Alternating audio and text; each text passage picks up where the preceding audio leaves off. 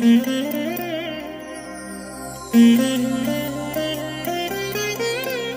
దినం పరము నుండి దిగివచ్చు మాట. ఇది నీ జీవితానికి వెలుగుల బాట. నీ ఒడిలో ఉంచబడిన దీవెనల మూట, అద్భుతాల ఆనంద ఊట. డిసెంబర్ 26 సంవత్సరమంతా మీరు బైబిల్ చదివి ముగించడానికి మీరు చదవలసిన లేఖన భాగం ఉదయం హగ్గయి గ్రంథం 1-2 అధ్యాయములు, సాయంత్రం ప్రకటన 17వ అధ్యాయము. ప్రియమైన దేవుని బిడ్డలారా, ఈ ఉదయకాల సమయంలో ప్రభు కృప మీకు తోడెనుగాక. ఈ దినాలలో మీరు చాలా అద్భుతంగా క్రిస్మస్ సెలబ్రేషన్ జరుపుకున్నారని ప్రభునందు విశ్వసిస్తున్నాను. మీరు ఒక అద్భుతమైన అర్థవంతమైన ఆ క్రిస్మస్ జరుపుకోవడానికి దేవుని ఆత్మ మీకు సహాయపడ్డాడని నేను భావిస్తూ ఉన్నాను. ప్రియ దేవుని బిడ్డ, నూతన సంవత్సరం రాబోతుంది. ఈ సంవత్సరం యొక్క చివరి దినాల్లో మనం సాగి వెళుతున్నాం. ఒకసారి ఈ సంవత్సరాన్ని వెనక్కి తిరిగి చూసుకోండి. ఈ సంవత్సరం మీ జీవితంలో ఎలా గడిచింది? ఎన్నెన్ని అనుభవాల గుండా మీరు సాగి వెళ్ళారు? నిందలు, అవమానాలు, ఆక్రందనలు, పెడబొబ్బలు, కొన్నిసార్లు దుఃఖం, కొన్నిసార్లు చాలా ఆనందం, వర్ణింపశక్యం కానీ ఆ సమాధానం మీ హృదయాలను నింపివేయడం, రకరకాల అనుభవాలు కలబోసిన ఒక మిశ్రమమైనటువంటి ఒక అనుభవం కదూ ఈ 2024 సంవత్సరం. అవునయ్యా, మాకు అలాగే ఉందని మీరు అంటున్నారేమో.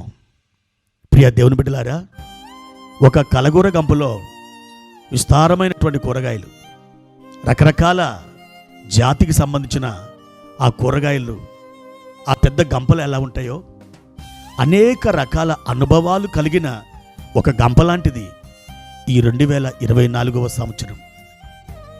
అటువంటి అనుభవాలు గుండా వెళ్ళారు. కానీ ఏ అనుభవం గుండా మీరు వెళ్ళినా దేవుడు మిమ్మల్ని విడిచిపెట్టలేదు. ఆయన మీతోనే నడుస్తూ సాగి వెళ్ళిన అనుభవాలు మీ జీవితంలో ఉన్నాయని నేను నమ్ముతూ ఉన్నాను.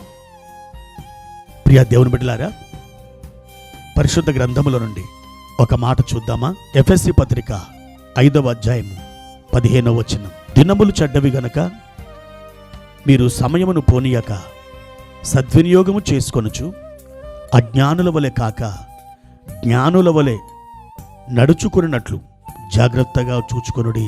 ప్రియమైన దేవుని బిడ్డలారా, చదవబడినటువంటి లేఖన భాగం మీకు చిరపరిచితమేనని నేను భావిస్తూ ఉన్నాను. మీకు మీ జీవితంలో అత్యంత విలువైనది ఏమిటి అని అడిగితే దానికి మీ జవాబు ఏమై ఉంటుంది? రకరకాల జవాబులు వస్తాయి.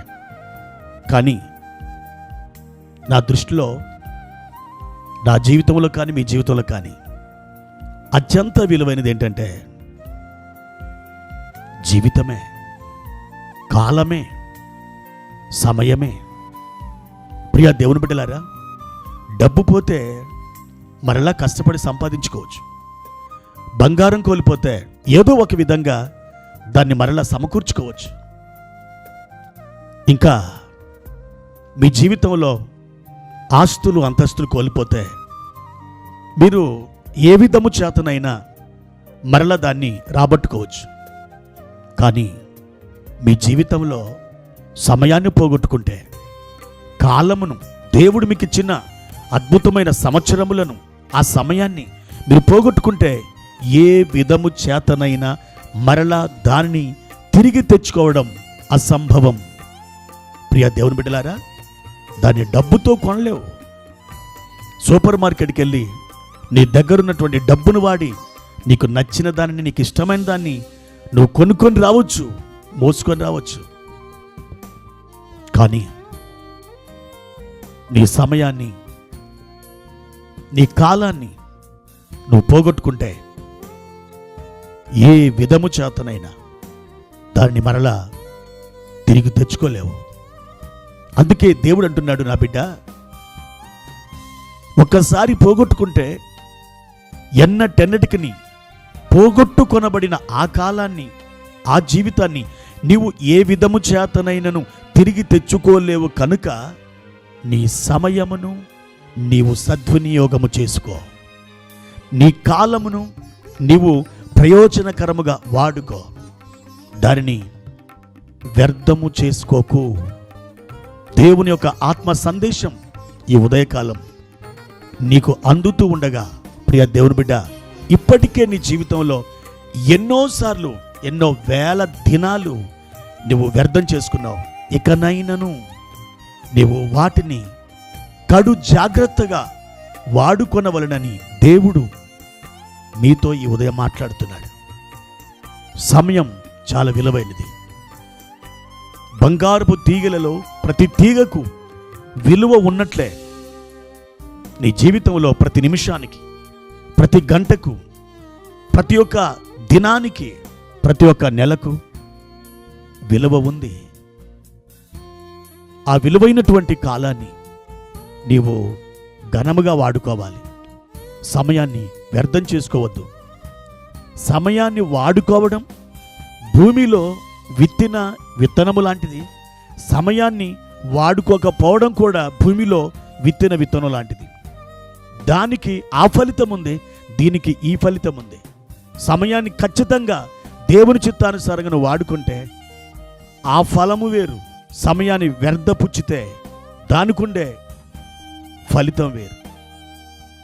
ఒక మాట, నీ చివరి రోజులు ఎలా ఉండాలని కోరుతున్నావో దాన్ని నిర్ణయించేది ప్రస్తుతం నువ్వు గడుపుతున్న ఈ దినాలే.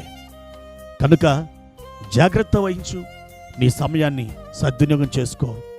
దేవునికి మహిమను తీసుకునిరా. లోకానికి ఆశీర్వాదకరంగా నిలబడు.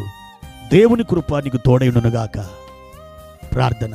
పరిశుద్ధుడా, ప్రేమ కలిగిన తండ్రి, మహోన్నతుడా, ఈ ఉదయకాల సమయంలో మీరు సమయాన్ని సద్వినియోగం చేసుకునే ఒక గొప్ప అద్భుతమైన విషయాన్ని గురించి మీరు మాట్లాడుతూ ఉన్నారు. మా నాయన, ఒక్కసారి మీరు కనికరించండి, మీరు కృప చూపించండి, మీరు బలపరచండి, మీరు ఆశీర్వదించండి. నాయన, మీ దీవెనలతో నింపండి, మీ ఆశీర్వాదాలు కుమరించండి. మా ప్రియులు ప్రతి నిమిషం, ప్రతి గడియ, ప్రతి దినం, ప్రతి మాసము, ప్రతి సంవత్సరం ఏది కూడా వ్యర్థము చేసుకోకుండా సద్వినియోగం చేసుకోవడానికి తగిన ఆత్మ జ్ఞానము దయచేయమని యేసు నామములో ప్రార్థించి వేడుకుంటున్నాను తండ్రి. ఆమెన్.